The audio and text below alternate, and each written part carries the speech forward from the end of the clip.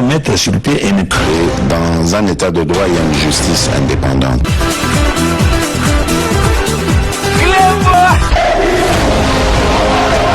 Ce n'est pas pour rien qu'il faut des conseils.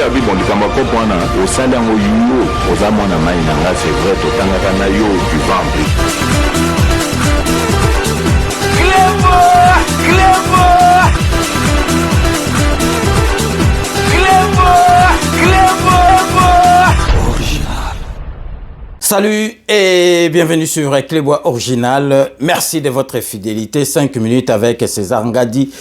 Tout le monde est d'accord et il en restera ainsi pendant très longtemps. Toepsa Kibino qui na édition spéciale na biso ya semaine oyo, na édition spéciale na biso ya semaine oyo, tokolak sabino ba réalisation oyo président de la République azali ko sala. Donc du concret parce que président de la République boye ba ke Fachi Beton oyo alobaka na peuple na ye asalaka yango. Et puis président Fachi alingaka ko se tromper te. Yango na bomonaka azwaka temps mais ceux qui a eu décision échangeaka te. Et puis bozali komona président de la République ceux qui a posé première pierre boye barake akoya mbala sima pona ko sala inauguration. Ezate net ba première pierre oyo kanamba bandai ko poser botala ka aéroport. Ba kenda penza batu balata donc balata ba bleu penza oyo ya chantier donc ba kenda penza balagisa na ba maquette même maquette comme goleka même na JT à 20h. Botala donc vraiment ko sakana peuple congolais aéroport il fallait ba tonga et comme qui même koleka générique il y a JT à 20h et tonga maté.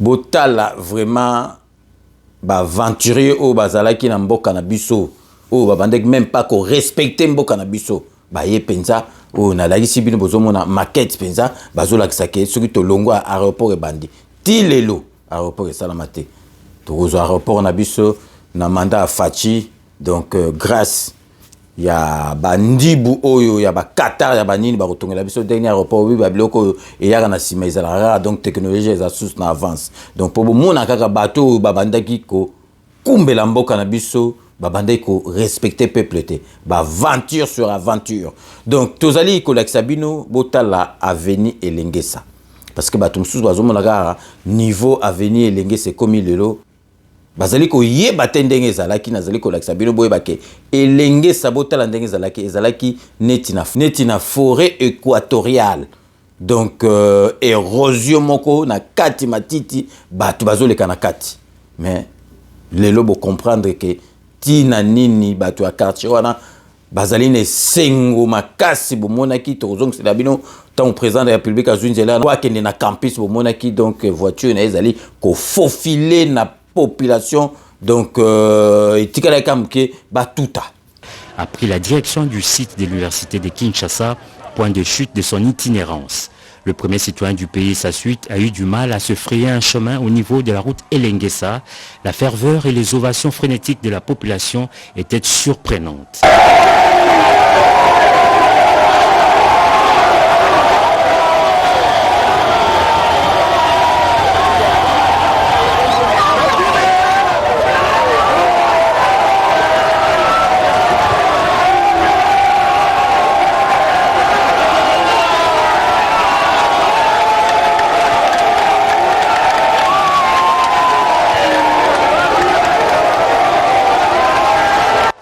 Pour bomona ke ba président ba leka kuna eloko moko esalema te lelo président Fachi aye asali yango a réaliser rêve ya bato bazalaka côté kuna na kasi eza makala côté avenir lengesa parce que ba président tout ezalaki kaka ba promesse sur promesse lelo e komi rêve na bango e komi réaliser grâce à président de la République Fachi Beton. Lelo tokolakisa bino boy total atolakisa bino photo avant et après bomo nango lisusu lelo tokolakisa bino niveau avenir lenge c'est comment lelo tozolo baboye courant pe kota donc bato wana bazali kondimate bo yoka pe ba déclaration na bango pour bo comprendre que peuple azali ne sengo et puis bo lobake oh na 2023 bino soki bo wita wapi boya kokosa peuple congolais aza susu naïveté peuple congolais aza susu zobata zoko mona musala oyo ezali kosalama depuis Mobutu nzela wana promesse sur promesse esalama te eye kosalema na mandat oyo ya Félix Antoine Tshisekedi. Donc avant tout la bino botala elenge sa ndenge komi tozali vraiment ko souhaiter en avance parce que a ko fêter anniversaire na le 12 donc semaine prochaine tozali ko pesa bon et joyeux anniversaire na Doli Shungu o azali na Afrique du Sud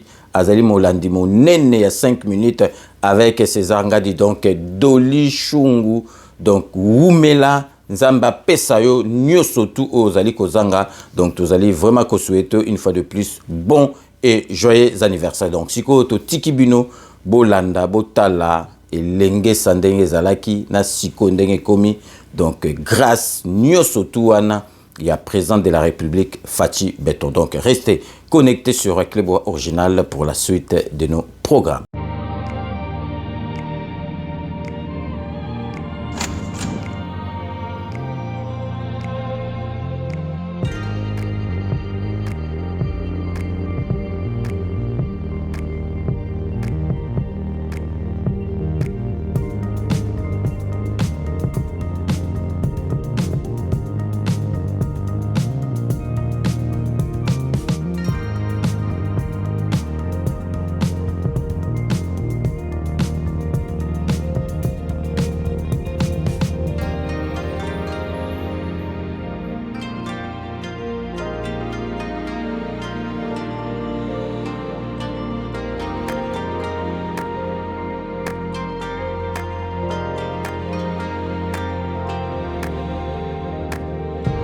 Vive au chef de l'État!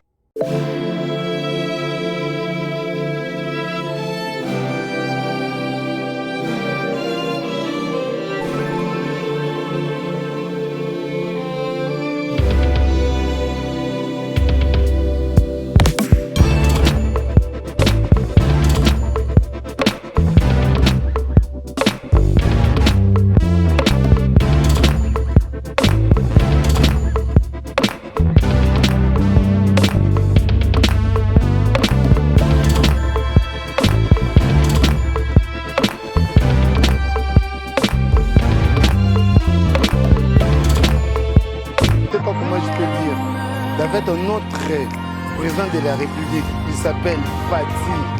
Ah, mais il y a un avenir et ça les communes à Moussika, donc comme dit la direction, il y a Elenge sans avenir, il y a si je me trompe pas, tous les qui y a comme qui ba Kinzambi kuna na Moussika. Vraiment, na évité ni na rebloquer na Ponzamboka. Et au moins presse oyo, bouton oyo, soi-disant, ce que Sidi. Glorification de repérer dans le président Fati, de peut-être le bagan Nzamba Pambolai.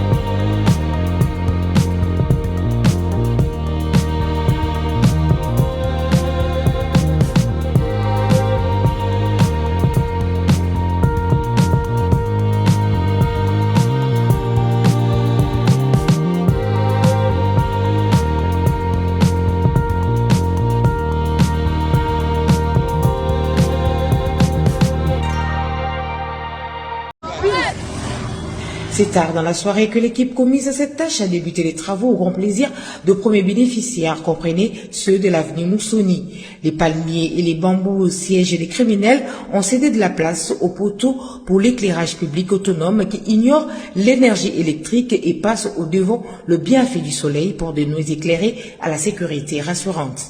lumière au papa Teliso. Ton monde n'a pas na poisse. Ya kuko bimi na poisse. Yango fatile ta umela. Umela ngwende na. Les mamans qui exercent le petit commerce ont savouré jusqu'à tard le bonheur d'écouler leurs marchandises dans la soirée. C'est le cas des mamans Landou qui tient un restaurant Maléwa. Les clients s'approvisionnent en toute quiétude tout en admirant l'ouvrage.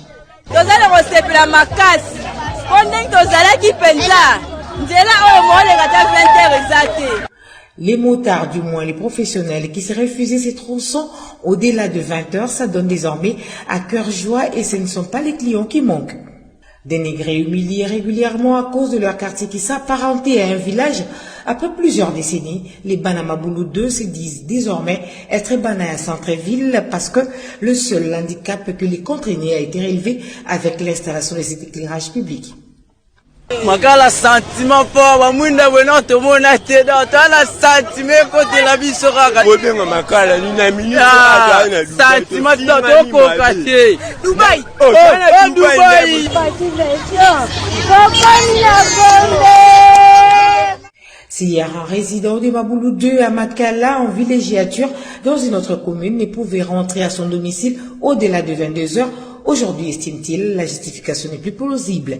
La vieille de surcroît veuve ne manque pas de targuer des loges à l'égard de l'initiateur du projet. En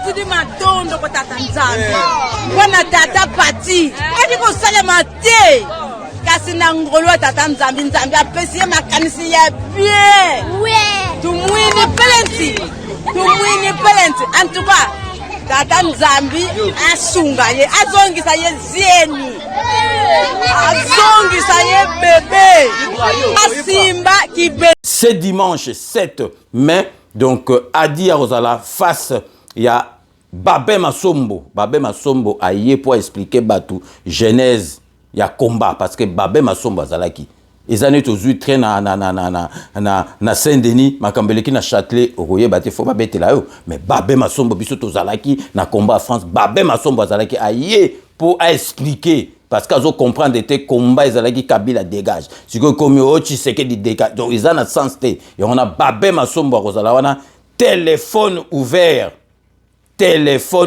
ce dimanche 7 mai. À partir il y a 20h, 21h30, téléphone ouvert, ba numéro ezaliwana beaucoup bengaye akoyako solo là, peut beaucoup poser ba question surtout à répondre à ba question surtout sans en esquiver aucune. Donc to vanda to solo là a dit Londolé le célèbre journaliste Bokomen Dieu à recevoir ce dimanche Babé Masombo akoya pour y à expliquer bato bazo comprendre combattre parce que combat zalaki Kabila dégage o ndenge bino bozo memelango eza yangote parce que Babé Masombo ayebi combat ndenge bandaki donc a expliquer bato bazo bunga là donc ce dimanche vraiment vous allez connecter à partir de 20h jusqu'à 21h30 émission to vanda to solo là Adi Londolé akoyamba Babé Masombo.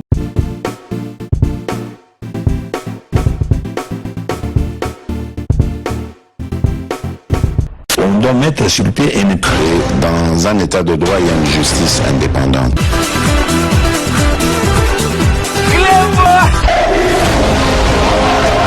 Ce n'est pas pour rien qu'il faut des conseils. C'est vrai, tu vas